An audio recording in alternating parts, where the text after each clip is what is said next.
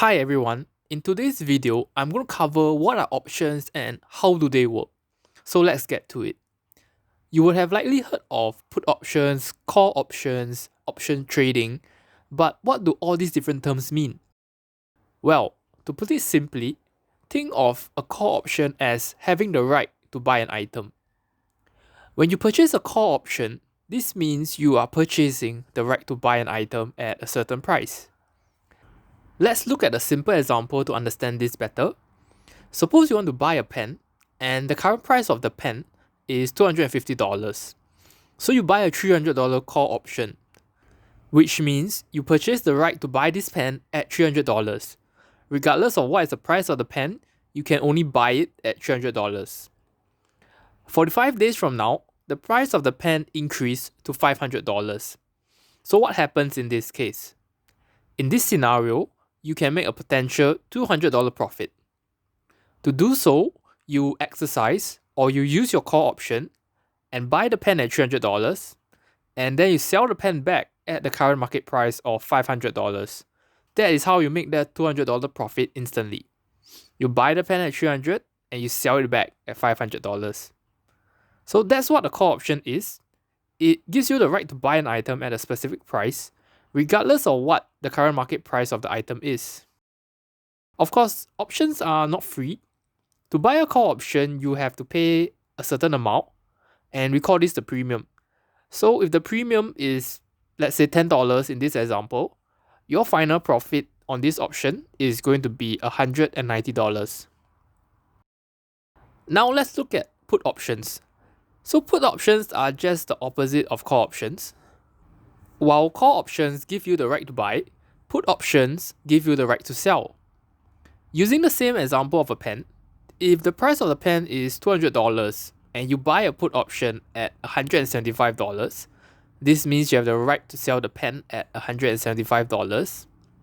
And say 50 days later, the price of the pen falls to $100. Now in this scenario, you would use your put option to sell the pen at $175. And since the current market price of the pen is actually only $100, this nets you a $75 profit.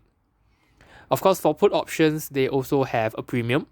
And if the premium in this example is $15, this means your final profit is $60 for this put option. So here's the table showing what we covered in the pen example earlier. And now let's apply what we've learned to stocks. So for stocks, the only difference that you will see is instead of us calling it a target price, we call it the strike price. And the cost of buying an option is just known as premiums. So when you look at the green table, if the current price of the stock is $350 and you purchase a call option with a strike price of $400 and this costs you $5, if the stock price increases to say $500 in the future and you use your call option, so your profit on this call option is going to be $95 because you buy the stock at $400 and you sell it back at $500, and once you deduct the premiums you paid, you make $95 after that.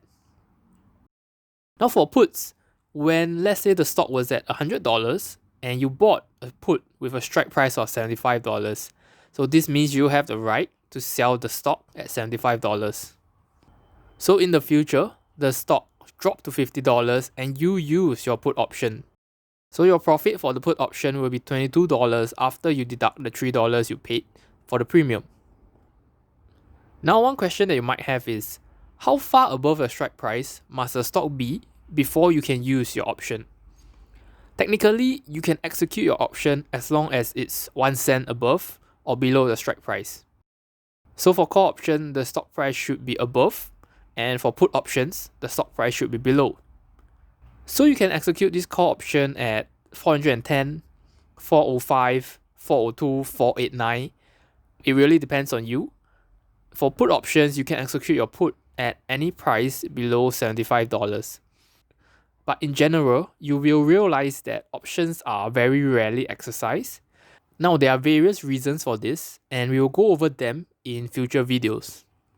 But in a nutshell, this is what options are, how they work, and what their numbers mean. Now on to the last point that I want to go through. What happens if the stock price moves in the other direction instead? Using the same example that we went through earlier, if you purchase a call option with a $400 strike price, but the price of the stock fell after you bought the call option, so what happens in this case? Recall that options give you the right to buy or sell, but you are not forced to do so. In this scenario, you will not use your call option because the current price of the stock is $300, but your option is a $400 call. You will not use the option and pay an additional $100 when you can just buy the stock at the market price of $300. In this scenario, the most that you will lose is the premiums you paid for the option, which is going to be $5. Similarly for puts, if you purchase a put with a $75 strike price when the stock was at $100 and the stock price went up instead, what you will lose is just the premiums that you paid, which is going to be $3 in this example. So you can see that an option just gives you the right to buy or sell, but you're not required to use it if you don't want to. Another very important point to take note is when you buy an option, the most you can lose is the premiums you paid. Now, this is specifically only for cases when you buy options. If you were to sell options, there are a lot more other possible outcomes, but we'll cover this in future videos. Just remember that when you buy an option, regardless if it's a call option or put option, the most you can lose is the premiums that you paid. Now, it seems like options sounds really good, right? You just buy an option and wait to see if the stock price moves in your favor. But what you need to know is options don't last forever. They all have a time limit. This means when you buy an option, regardless if it's a call or if it's a put, the option is only valid for a certain period of time. For example, the next 30 days or the next 45 days. So if you buy a call option with a strike price of $150 and this option is valid for the next 20 days, if the stock price doesn't go above $150 in the next 20 days, that option is going to expire worthless. We'll cover more details about this in future videos. For the next video, we are going to take a look at how options are actually presented on a brokerage software. You will be able to see how the puts, calls, and strike prices are all shown. So thank you for watching and see you in the next video.